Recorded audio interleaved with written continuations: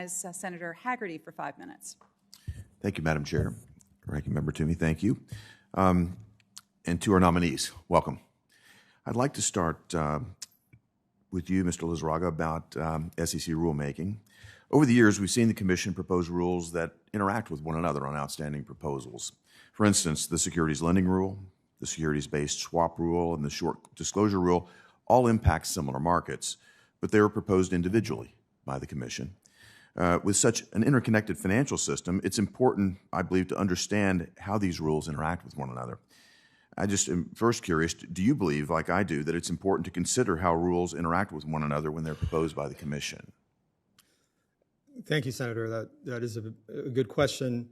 And as a general principle, I do believe that it is important to assess whether there's any overlap among rulemaking without prejudging anything that's pending currently.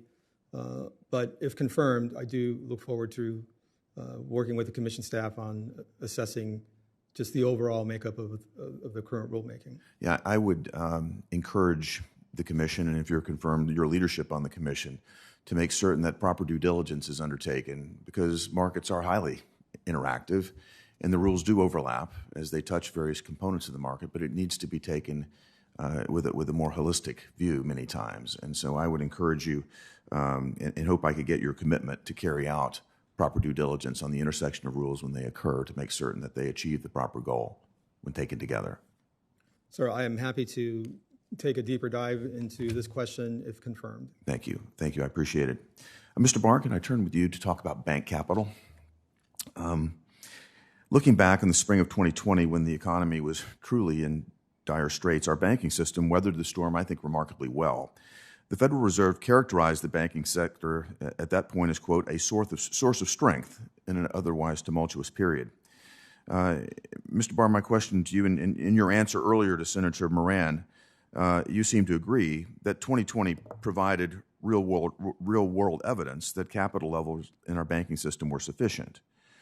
And my question now is, will you commit to relying on data and not ideology when assessing adding to regulatory requirements from capital to liquidity and beyond? Thank you, Senator. Yes, I would commit to being evidence-driven, data-driven in my approach to capital and liquidity regulation and in regulation more broadly. I think that's absolutely essential for certainty in our marketplace. Having been on the other side of this, having been regulated in the banking environment and beyond, that's terribly important for certainty. So I appreciate your answer to that question. Next, I'd like to turn to an area that has just frankly troubled me for some time. And it's an area that you had a great deal to do with in a prior role, and that's regarding the CFPB.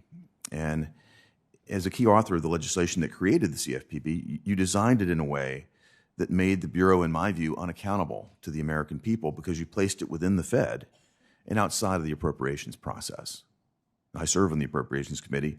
I appreciate very much how this structure has actually shielded the CFPB from necessary oversight. And it's allowed the CFPB, I think, to become a politically polarizing body, perhaps one of the most in federal government. So I'd like to hear your thoughts on why you believe that the CFPB should be exempt from the appropriation process, or have you have a different thought at this point in time? Thank you, Senator, very much for that question. I think there's always a balance in regulatory agencies between fostering accountability and fostering independence. And that's a judgment that Congress gets to make, and Congress chose in this particular case exactly how to structure the agency, the choices about placement, the choices about approach. Congress can make a different choice, but if you look at the Federal Reserve, if you look at the OCC, if you look at the FDIC, those institutions also are outside of the appropriations process, and that indeed, but they're very different type of institutions, and the approach and the result has been quite different. I'll follow up, given the lack of time, with further questions for the record on this, but I'd be very interested in your perspective and thoughts because I'm very unhappy with the way things are working right now. Thank you. Thank you. Chair. Thank you, Senator Hagerty.